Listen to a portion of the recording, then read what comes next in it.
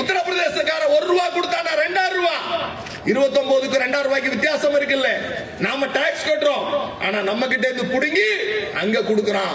நம்ம பிள்ளைகளை படிக்க விடாம பண்றதுக்கு எல்லா வேலையும் செஞ்சுட்டான், எல்லா வேலையும் செஞ்சுட்டான். முதலமைச்சர் எதுக்கு தரமாட்டேங்கிற அப்படின்னா, உங்க பிள்ளைங்க எல்லாம் ஹிந்தி படிக்க மாட்டேங்குது, உங்க பிள்ளைங்க எல்லாம் என்ன படிக்க மாட்டேங்குதா, ஹிந்தி படிக்க மாட்டேங்குது. சரியா, ஹிந்தி படிக்கணும்னா இப்ப என்ன பிரச்சனை உனக்கு, ஹிந்தி படிச்சுட்டா என்ன அப்படின்னா, டிவியில பாத்திருக்கீங்களா, என்னைய விவாதத்துல பாத்திருக்கீங்களா?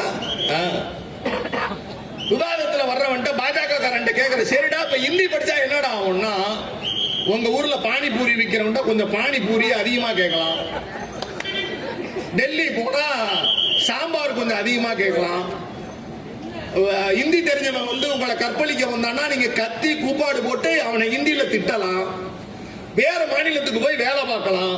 இதுக்கு நீங்க ஹிந்தி கத்துக்குங்க, அந்த ஹிந்தி கத்துக்கிட்டாதான் நான் பணம் தருவேன் அப்படின்னு அவர் சொல்றாரு. யார் சொல்றாரு? மோடி சொல்றாரு. இப்ப நாம என்ன கேட்கிறோம், நாங்க என்ன கேட்கிறோம், இந்த துறையூர்ல இந்த ஊர்ல பானிபூரி கடை இருக்கா? இருக்கா? இங்க யார் பானிபூரி விக்கிறது? யாரு? வடநாடுக்காரங்க. நாங்க ரிலாக்ஸா போய், டேய் தம்பி ஒரு பிளேட் பானிபூரி குடுறா அப்படின்னு கேட்டு எங்க காசை அப்படி தூக்கி விட்டா அவர் எடுத்து பாக்கெட்ல வச்சுக்கிறார். எங்க வீட்டுல எங்க சந்தோஷத்துக்கு தான் ஹிந்தி தெரிஞ்சவன் பானிபூரி விக்கிறான். எங்க வீட்டுல பெயிண்ட் அடிக்கிறதுக்கு ஹிந்தி தெரிஞ்ச உத்தரப்பிரதேசத்துக்காரன் வந்து நிக்கிறான். எங்க வீட்டுல அடைச்சுக்குச்சுன்னா அடைப்ப சரி பண்றதுக்கு ஹிந்தி படிச்சவன் வந்து நிக்கிறான். எங்க வீட்டுல கட்டு வேலை கட்டணும்னா கட்டு வேலை கட்டுறதுக்கு ஹிந்தி தெரிஞ்சவன் வந்து நிக்கிறான். ஆனால் தமிழும் ஆங்கிலமும் படித்த எங்கள் பிரீத்தி போல பிள்ளைகள் அமெரிக்காவும் கலிபோர்னியாலையும் போய் உலக நாடுகள்ல பேசி உலகத்தோடு தொடர்பில் இருக்கிறோம். எங்க பிள்ளைங்க உயர்ந்திருக்குடா, எங்க பிள்ளைகள் உயர்ந்திருக்கு. நான் 2016 கேபிட்டோல போய் பேசினேன். நான் தமிழ் வழியில் படித்தவன், நான் தமிழ் வழியில் படித்தவன், அரசு பள்ளியில படித்தவன். 2016 அமெரிக்காவினுடைய நாடாளுமன்றத்தினுடைய அந்த அவை இருக்குல்ல, அதுக்கு பேரு கேபிட்டோ. நான் போய் கேபிட்டோல பேசிட்டு வந்தேன். சாதாரண குடும்பத்தில் இருந்து போனவனை எந்த ஹிந்தி பேசினவனாவது கேபிட்டோல போய் பேசியிருக்கானா? நம்ம எம்பி போய் பேசிட்டு வந்தா சொன்னார்ல, உலக நாடுகளுக்கு எல்லாரும் போனேன், நாங்க போய் இந்தியா பேசுனீங்க. இப்ப மோடி போனார்ல அமெரிக்காவுக்கு, மோடி போனாரா அமெரிக்காவுக்கு? ட்ரம்ப் பேசினாரா? ட்ரம்ப் இங்கிலீஷ்ல பேசுறான், நம்மால 3 டிரான்ஸ்லேட்டர் வச்சு முழிக்கிறான், என்னமோ நம்மள திட்டுறான் போல இருக்கு. அங்க போய் இருந்தாலும் ஹிந்தியில பேசுறான். அவனுக்கு எவனுக்கு தெரியாங்க ஹிந்தி? எவனுக்கு தெரியும் ஹிந்தி?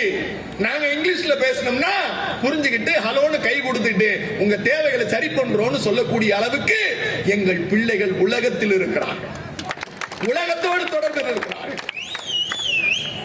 நாங்க அந்த கல்வியை கொடுத்திருக்கோம். சார் நான் ஒரே ஒரு செய்தி சொல்றேன், நீங்க ஹிந்தி படிச்சாதான் பானிபூரி திங்கணும், பானிபூரி வாங்கணும்னா எங்களுக்கு பானிபூரியே தேவையில்லைடா, எங்களுக்கு பானிபூரி தேவையில்லை. பானிபூரி எப்படி தேவையில்லையோ அப்படித்தான் மோடி சர்க்காரும் அமித்ஷா வகைராக்களும் நிர்மலா சீதாராமனும் எங்களுக்கு எப்போதும் தேவையில்லை. ஏனென்றால் இது தந்தை பெரியார் மண். நம்மகிட்ட இன்னொரு இந்தி போராட்டத்தை திணிக்க நினைக்கிறாங்க, நம்ம இந்தி போராட்டத்தை திணிக்க நினைக்கிறாங்க. அவர்களுக்கு தெரியாது, இந்தி போராட்டம் என்பது இந்திய ஆதிக்கத்தை எதிர்க்கும் போராட்டம் என்பது சாதாரண போராட்டம் அல்ல. பாவேந்தன் பாரதிதாசன் சொல்லுவானே, இந்திக்கு தமிழ்நாட்டில் ஆதிக்கமாம் எல்லோரும் மாறுங்கள் நாட்டினரே, செந்தமிழுக்கு தீமை வந்த பின்னும் இந்த தேகம் இருந்தொரு லாபம் உண்டோ, விந்தை தமிழ் மொழி எங்கள் மொழி, அது வீர தமிழ் மக்கள் ஆவி என்போம். இந்திக்கு சலுகை தந்திடுவார், அந்த ஈனரை காரி உமிழ்ந்திடுவோம். நாங்கள் உமிழ தயாராகி விட்டோம். நீங்கள் பற்ற வைக்கிற நெருப்பு என்பது இந்திய ஒன்றியத்தையே எரித்துவிடும். இந்தி வேண்டுமா, இந்தியா வேண்டுமா என்பதை நீங்கள் முடிவு செய்யுங்கள். ஏனென்றால் இது திராவிட மண், திமுக காரன் இன்னும் வாழ்ந்து கொண்டிருக்கிறான் என்பதை மோடி வகைராக்களுக்கு சொல்லுகிறேன், மோடி வகைராக்களுக்கு சொல்லுகிறேன். நீங்க ஒண்ணு இல்லைங்க, நம்ம கிட்ட இருந்து வரியை மட்டும் வாங்கிக்கிட்டு நம்ம பிள்ளைகள் படிக்கிற நிதியை நிப்பாட்டியாச்சு. அதை போலவே நமக்கு தேசிய பேரிடர் மீட்பு நிதி வரணும், அதையும் நிப்பாட்டிட்டான். தேசிய ஒருங்கிணைந்த குழந்தை வளர்ச்சி நிதி வரணும், அதையும் நிப்பாட்டிட்டான். ஜிஎஸ்டி இழப்பீட்டு தொகை ஆண்டுக்கு 20,000 கோடி வரணும், அதையும் நிப்பாட்டிட்டான்.